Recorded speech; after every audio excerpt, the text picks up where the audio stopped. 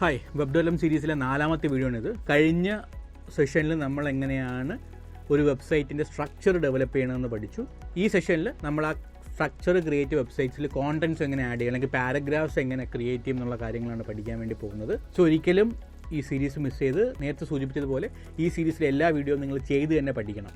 ഈ ചാനലിലെ വീഡിയോ ആദ്യമായിട്ട് കാണുന്നവർക്ക് ഞാൻ ഇൻട്രൊഡ്യൂസ് ചെയ്യാം. I am Sahir. ഈ ചാനലിൽ നമ്മൾ data science, machine learning, artificial intelligence, programming, technology, software testing, digital marketing, data analytics, business analytics, finance തുടങ്ങിയ വീഡിയോകളായിരിക്കും പോസ്റ്റ് ചെയ്യുന്നത്. ഈ ചാനലിൻ്റെ ഗോൾ തന്നെ ഒരു ഫ്രഷറിനും ടെക് കരിയർ എനേബിൾ ചെയ്യിപ്പിക്കുക എന്നുള്ളതാണ്. സോ നിങ്ങളും ആ കാറ്റഗറിയിൽ ഉള്ളവരാണെങ്കിൽ ദയവായി ചാനൽ സബ്സ്ക്രൈബ് ചെയ്യുക. നിങ്ങൾക്ക് വളരെ ഹെൽപ്ഫുള്ളും യൂസ്ഫുള്ളും ആയിരിക്കും ഈ channel. So once again I am Sahir. Welcome to the new video of digital learning.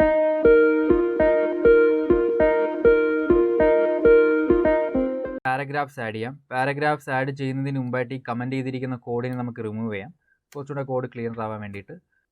ഇനി ഇവിടെ ഈ basic language of the web എന്ന് പറഞ്ഞ ഒരു സബ് ഹെഡിങ് കഴിഞ്ഞതിന് ശേഷം ഒരു പാരഗ്രാഫ് വരുന്നുണ്ട്. സോ അത് ആഡ് ചെയ്യാം.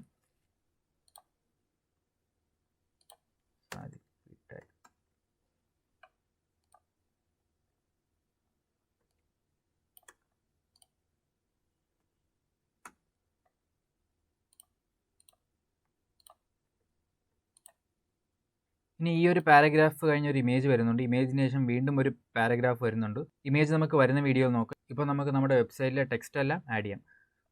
സോ ഇതിന് ശേഷം വീണ്ടും ഒരു പി ടാഗ്.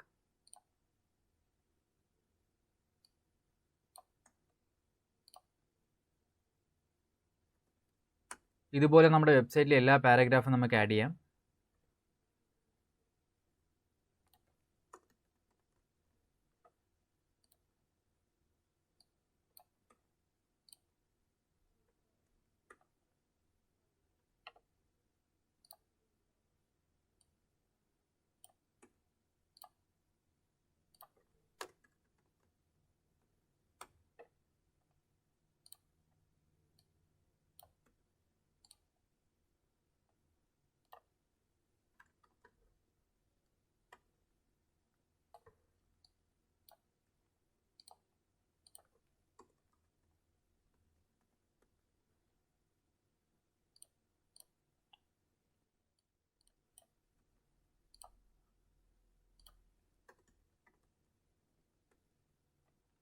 ഇനി അടുത്ത് ഈ ഒരു H3 ടാഗിന് ശേഷമാണ് അടുത്ത പാരഗ്രാഫൊക്കെ വരുന്നത്. സോ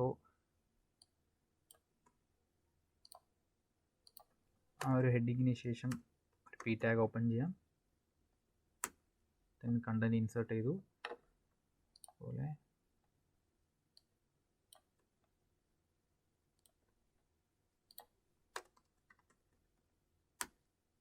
ഇനി ഔട്ട്പുട്ട് നോക്കാം.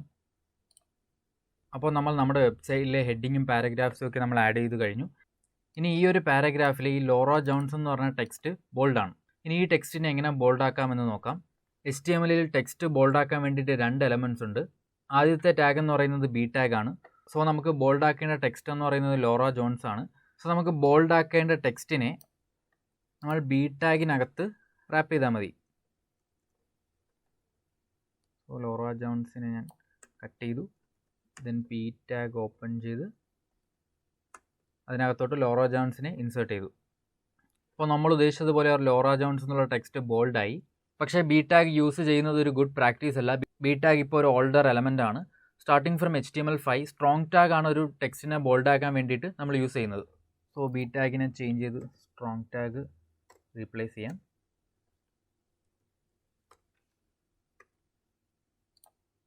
സ്ട്രോങ് ടാഗ് യൂസ് ചെയ്തപ്പോഴും ടെക്സ്റ്റ് ബോൾഡ് തന്നെയാണ്. ബി ടാഗും സ്ട്രോങ് ടാഗും തമ്മിലുള്ള ഡിഫറൻസ് എന്ന് പറയുന്നത്, ബി ടാഗും വർക്ക് ചെയ്യും, പക്ഷേ ബി ടാഗിനൊരു സെമാൻറ്റിക് മീനിങ് ഇല്ല. സെമാൻറ്റിക് എലമെൻറ്റ്സ് എന്താണെന്നുള്ളത് വരുന്ന വീഡിയോയിൽ ഞാൻ പറയുന്നുണ്ട്. എന്തായാലും ഇപ്പോൾ മനസ്സിലാക്കേണ്ടത് ബി ടാഗ് യൂസ് ചെയ്യുമ്പോൾ അവിടെ ഒരു മീനിങ് ഇല്ല. പക്ഷേ അവിടെ നമ്മൾ സ്ട്രോങ് ടാഗ് യൂസ് ചെയ്യുമ്പോൾ ഇതൊരു ഇമ്പോർട്ടൻറ്റ് എലമെൻ്റ് ആണ്, അല്ലെങ്കിൽ ഒരു ഇമ്പോർട്ടൻറ്റ് ടെക്സ്റ്റ് ആണെന്ന് ബ്രൗസറിനൂടി മനസ്സിലാവും. 2 ടാഗ് യൂസ് ചെയ്താൽ നമ്മൾ ഉദ്ദേശിക്കുന്ന ഔട്ട്പുട്ട് കിട്ടും. ബട്ട് സ്ട്രോങ് ടാഗ് യൂസ് ചെയ്യുമ്പോൾ അവിടെ ഒരു മീനിങ് ഉണ്ട്. അപ്പോൾ ബേസിക്കലി സെമാൻറ്റിക് എലമെൻറ്റ്സ് എന്ന് പറയുന്നത് നമ്മൾ എഴുതുന്ന കോഡിങ്ങിനെ മീനിങ് ഫുൾ ആക്കാൻ വേണ്ടിയിട്ടാണ്. ഇനി ഇവിടെ ഈ ഫണ്ടമെൻ്റൽ എന്ന് പറഞ്ഞ ഈ ഒരു വേർഡ് ഇറ്റാലിക്സിലാണ് എഴുതിയിരിക്കുന്നത്. ടെക്സ്റ്റിനെ ഇറ്റാലിക്കിലാക്കാൻ വേണ്ടിയിട്ട് നമ്മൾ യൂസ് ചെയ്യുന്ന ടാഗ് എന്ന് പറയുന്നത് ഐ ടാഗ് ആണ്.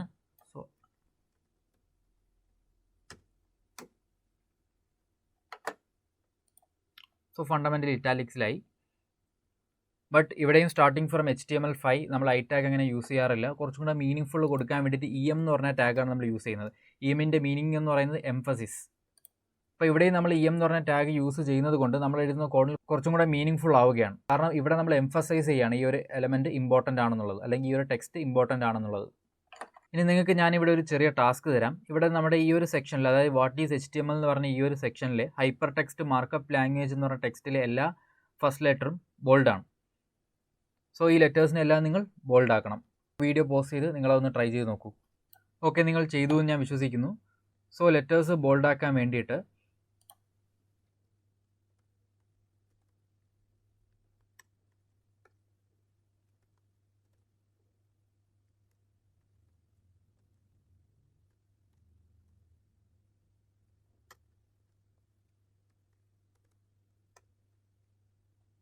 ഇനി റിഫ്രഷ് ചെയ്ത് നോക്കാം.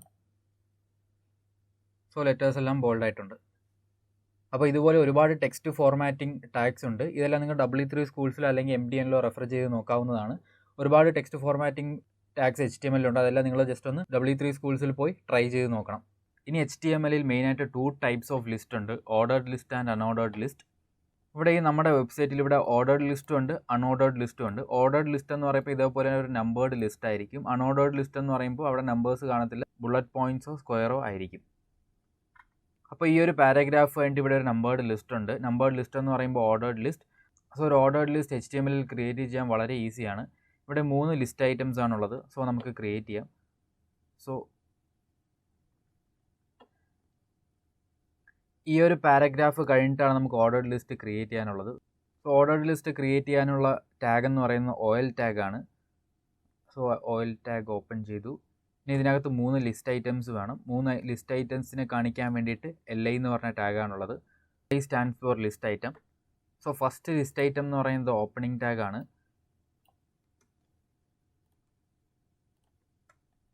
So opening tag. ഇനി രണ്ടാമത്തെ ലിസ്റ്റ് ഐറ്റം കൊടുക്കാനായിട്ട് വീണ്ടും LI എന്ന് പറഞ്ഞ ടാഗ് ഓപ്പൺ ചെയ്യണം. ദെൻ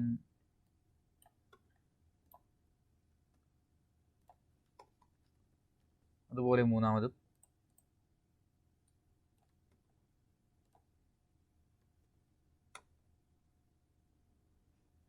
ഇവിടെ ഈ OL എന്ന് പറഞ്ഞ ടാഗിനകത്താണ് ഈ ഒരു 3 LI ടാഗ്സ് ഉള്ളത്. സോ ഇവിടെ OL എന്ന് പറഞ്ഞ ഈ LI ടാഗിൻ്റെ പാരൻ്റ് എലമെൻ്റ് ആണ്. അതുപോലെ തന്നെ ഇവിടെ OLനകത്തുള്ള എല്ലാ എലമെൻസിനെ നമ്മൾ OLൻ്റെ ചൈൽഡ് എലമെൻറ്റ്സ് എന്നാണ് പറയുന്നത്. സോ OLൻ്റെ പാരൻ്റ് എലമെൻറ്റ്സും അതിനകത്തുള്ളതെല്ലാം ചൈൽഡ് എലമെൻറ്റ്സും. പേജ് ഒന്ന് റിഫ്രഷ് ചെയ്ത് നോക്കാം. സോ ഇവിടെ ഒരു ലിസ്റ്റ് ക്രിയേറ്റ് ആയിട്ടുണ്ട്. സോ ബ്രൗസറിന് നമ്മുടെ കോഡ് മനസ്സിലായി. ഒരു നമ്പേർഡ് ലിസ്റ്റിനെ ബ്രൗസർ ഓട്ടോമാറ്റിക്കലി ക്രിയേറ്റ് ചെയ്തു, നമ്മൾ നമ്പേഴ്സ് ഒന്നും കൊടുക്കാതെ തന്നെ. ഇനി നാലാമതൊരു ലിസ്റ്റ് കൂടി ഉണ്ടെന്നുണ്ടെങ്കിൽ, ഫോർ എക്സാമ്പിൾ നമുക്ക് ഫസ്റ്റിൽ പുതിയൊരു LI ടാഗ് കൂടി കൊടുക്കാം. പുതിയൊരു LI ടാഗ് ക്രിയേറ്റ് ചെയ്താൽ മതി. സോ സേവ് ചെയ്തില്ല. ഓക്കെ, ഇതുപോലെ നമുക്ക് എത്ര ലിസ്റ്റ് ഐറ്റം വേണമെങ്കിലും ആഡ് ചെയ്യാം. ഈ ഒരു കേസിൽ നമുക്കിത് ആവശ്യമില്ല. സോ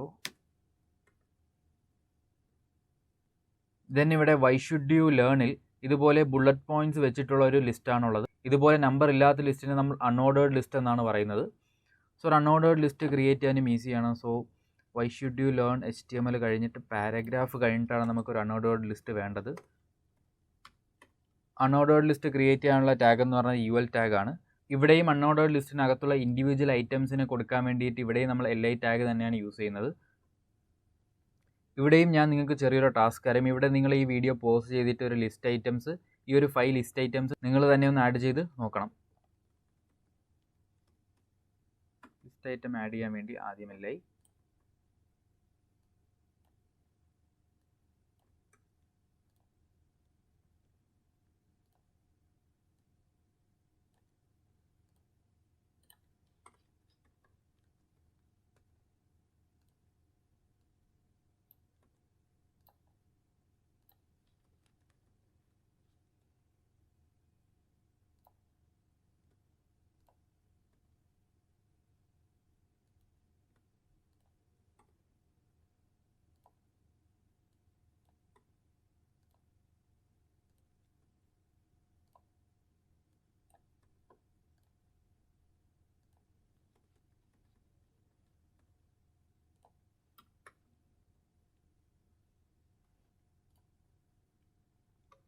സോ അൺഓർഡേർഡ് ലിസ്റ്റും ക്രിയേറ്റ് ചെയ്തു.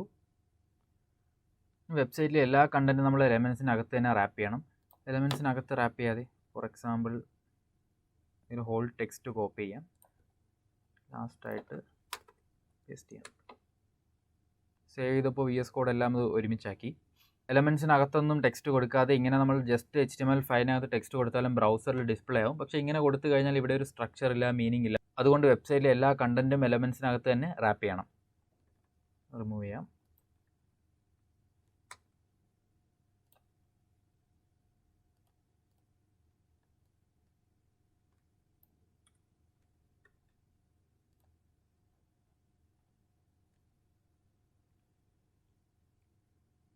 ഇതുവരെ നമ്മൾ നമ്മുടെ വെബ്സൈറ്റിൽ ഇമേജസ് ഒന്നും ആഡ് ചെയ്തില്ല. ഇനി ഇമേജസ് ആഡ് ചെയ്യുന്നത് നമുക്ക് നെക്സ്റ്റ് വീഡിയോയിൽ നോക്കാം. So see in the next video.